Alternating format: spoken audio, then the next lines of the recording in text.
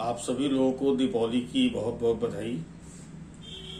बहुत दिनों से ये बातें चल रही थी कि कुछ आप लोगों को एक इन्फॉर्मेशन आप लोगों के साथ शेयर की जाए। जो लोग जुडिशरी की तैयारी कर रहे हैं या जो अभी इन बिटवीन सेमेस्टर में हैं, अपनी एकेडमिक प्रिपरेशन कर रहे हैं, या ऐसे लोग जो एडवोकेसी में हैं या जजशिप में हैं, या कोई पर्सन जो विधि की जानकारी अपने लिए चाहता है। मेरे पर एक दायित्व अधिरोपित किया गया कि आप बच्चों को वो इन्फॉर्मेशन दीजिए जो इन्फॉर्मेशन उनके लिए फ्रूटफुल हो। फ्रूटफुल इन द सेंस कि जो चेंजेज हो रहे हैं डे बाय डे,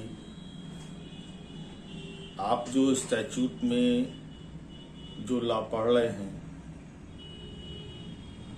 और जो लॉ इन प्रैक्टिकल है, जो व्यवहारिक विधि है,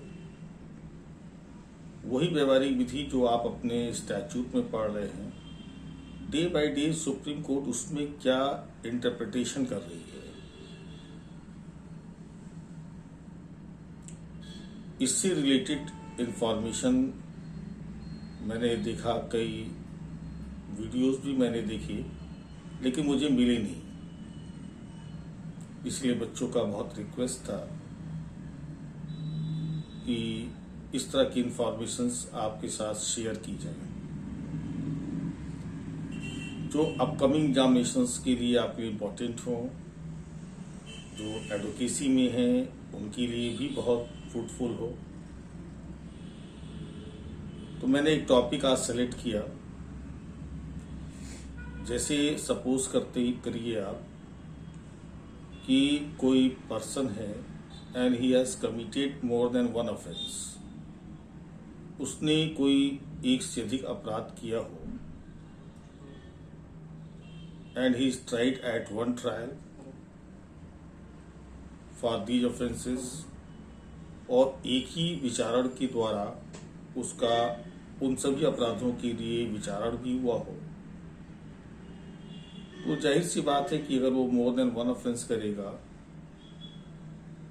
तो सेवरल पनिशमेंट उसको अवॉर्ड किए जाएंगे। एक तो अवॉर्ड होगा जो उसने किया फॉर वन ऑफेंस, फिर दूसरा ऑफेंस किया उसके लिए भी उसको अवॉर्ड होगा। नाउ द क्वेश्चन इज कि वो सारे sentences shall run consecutively or concurrently, वो एक साथ चलेंगे या वन बाई वन चलेंगे। तो जब आप अपने section 31 code of criminal procedure पे जाते हैं तो वहाँ पे आपको सेक्शन 31 में ये इंफॉर्मेशन मिलती है कि अगर ऑर्डर ऑफ सेंटेंस में इट इज स्पेसिफिकली मेंशन्ड कि जो भी सेवरल पनिशमेंट हैं शैल रन कॉन्करेंटली, तब तो वो साथ साथ चलेंगे। But if no such direction is given as such, इस प्रकार का कोई निर्देश न दिया गया हो, तो सारे sentences shall run consecutively one after expiration of another. एक की समाप्त होने के पश्चात दूसरा चलेगा। तो ये तो बात सबको मालूम है क्योंकि बैरक में लिखा भी हुआ है, बहुत क्लियर लैंग्वेज में लिखा हुआ है। हमारा प्रश्न या हमारा जो भी इंफॉर्मेशन है वो इससे थोड़ा सा अलग से हटके है। सपोज करिए कि आपको किसी ऐसे ऑफेंस के लिए पनिशमेंट दिया जाता है जिसमें बॉडी पनिशमेंट भी प्रिस्क्राइब्ड है और पिक्यूनरी पनिशमेंट भी प्रिस्क्राइब्ड है। शारीरिक दंडादेश भी है और आर्थिक दंडादेश भी है। और आप जानते हैं कि अगर आपने डिफॉल्ट किया इन पेमेंट ऑफ फाइन, आपको दोनों सेंटेंसेस आपको अवॉर्ड किए गए, body punishment as well as pecuniary punishment. और default in payment of fine हो गया। तो जब default in payment of fine होता है तो उसके बदले में आपको जो सेंटेंस अवॉर्ड किया जाता है that is called default sentence. Technically उसको हम लोग कहते हैं डिफॉल्ट सेंटेंस, जो कि व्यतिक्रम किए जाने पे आपको दिया गया है। अब एक आपको बॉडी पनिशमेंट दिया गया, मान लीजिए 3 इयर्स का, वो प्रिंसिपल पनिशमेंट है। और एक आ गया आपके पास default sentence. Now the question is कि क्या ये प्रिंसिपल सेंटेंस और default sentence can both run concurrently?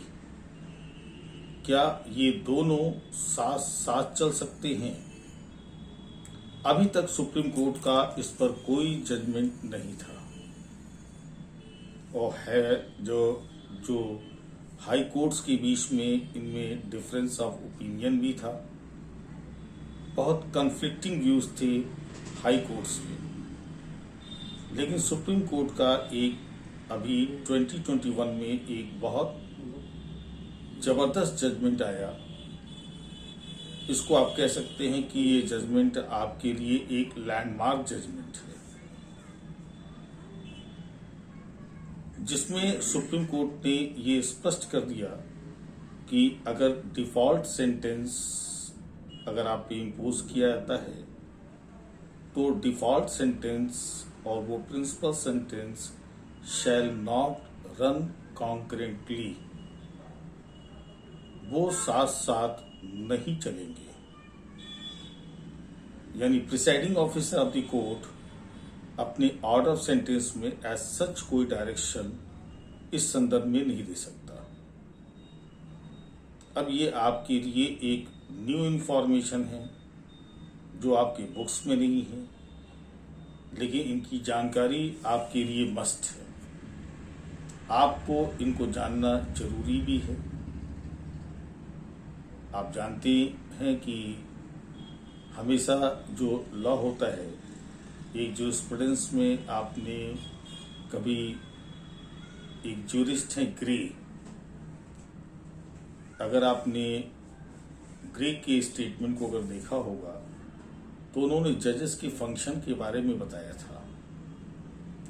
उन्होंने कहा था कि जजेस जो होते हैं they put life in the dead word of the statute.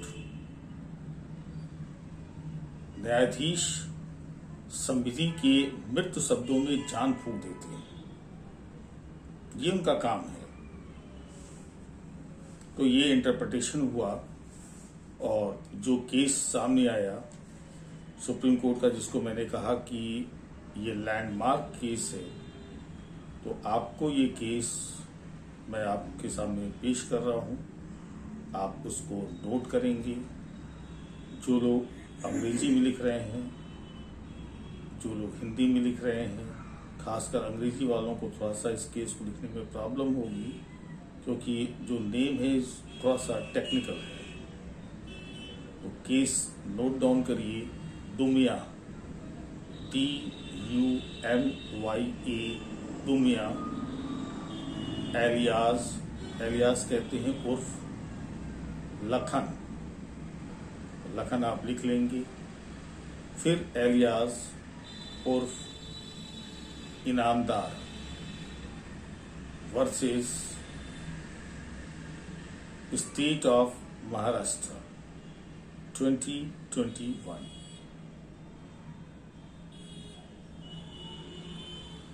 ये केस आपके लिए इम्पोर्टेंट है और कोशिश आपको करनी चाहिए कि जो भी हम केसेस आपको नए केसेस से आपको अवगत कराएंगे वो केसेस आपके उस रेलेवेंट पोर्शन पर, उस सेक्शन पर डायरेक्ट में रिफर होना चाहिए। This is the new law.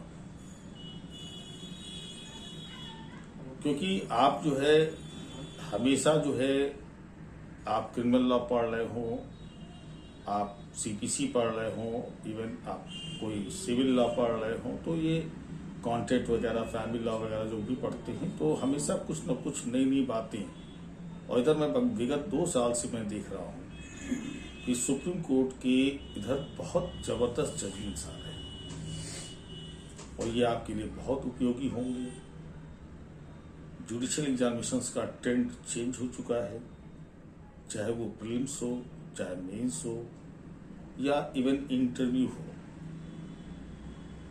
आपसे ये जानने की कोशिश की जाती है कि do you know the latest law on such and such point. ये हर लेवल पे आपसे एक्सपेक्टेशन होती है और हो भी क्यों ना, क्योंकि आप कानून पढ़ रहे हैं। ये कोई स्टैटिस्टिक लॉ नहीं है, ये एक डायनामिक लॉ है। आपको समय के साथ साथ उन चीजों को देखना होगा, लेकिन चूंकि संसाधन कम होते हैं लोगों के पास, उन चीजों तक उनकी पहुंच नहीं हो पाती है।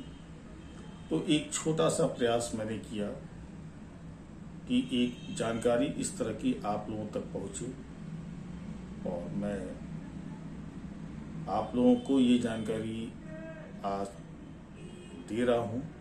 आज तो ये मेरा वीडियो आपके पास आ ही जाएगा, लेकिन फिर ये हर संडे को शाम को 8 बजे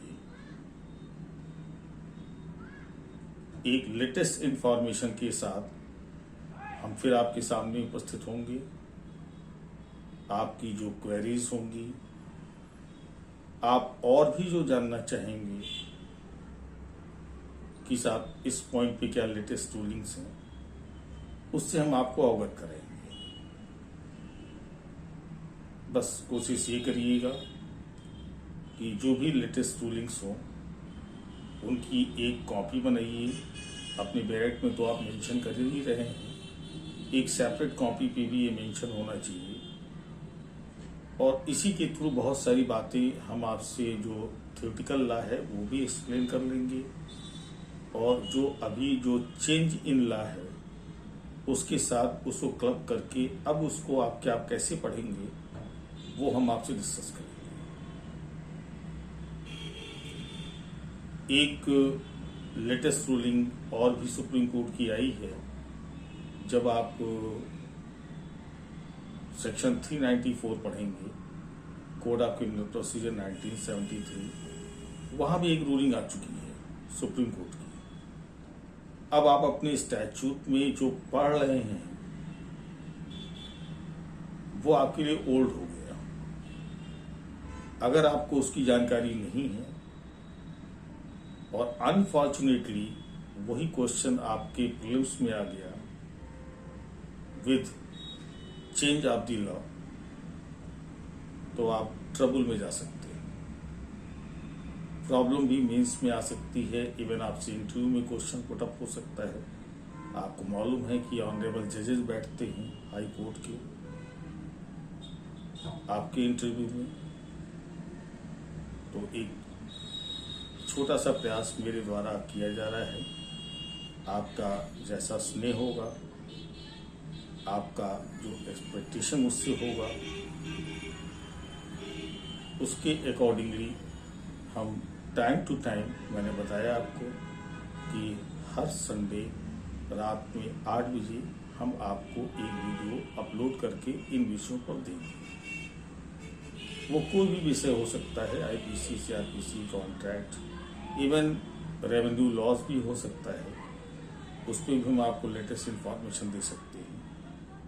तो मेरा ये जो भी जो इसमें आप मेरे YouTube पे आप जो भी इनको इंफॉर्मेशन लेंगे वो सारी इंफॉर्मेशंस लेटेस्ट होंगी। तो इस विश्वास के साथ कि आप इसको देखेंगे और देखने के उपरांत अगर आपका स्नेह मुझे मिला तो मैं इस प्रोसेस को हमेशा मैं कंटिन्यू रखूंगा। फिर से आप लोगों को एक बार फिर से दीपावली की बधाई, और आपकी अपकमिंग एग्जामिनेशंस भी बहुत नज़दीक हैं, उन पर कंसंट्रेट करिए। मेरा आशीर्वाद आपको है। मेरे नाम से आप अवगत ही हैं, लेकिन फिर भी मैं अपना नाम आपको बता देता हूँ।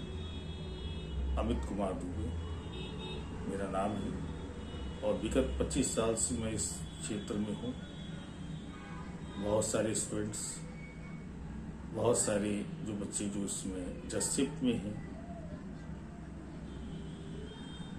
उन सारे बच्चों से मेरा हमेशा आपस में इस तरह की बातचीत होती रहती है, और वो नए नए इन्फॉर्मेशन मुझसे शेयर करते रहते हैं या मैं उनको शेयर करता रहता हूँ। जब भाई देखो ये इस बात पे एक रूलिंग आई है, इस बात को ध्यान में रखना। तो इसी के साथ हम एक नया वीडियो बाद में आपको संडे, जो कमिंग संडे है, उसमें आपके साथ फिर एक वीडियो शेयर करेंगे। फिलहाल नमस्कार।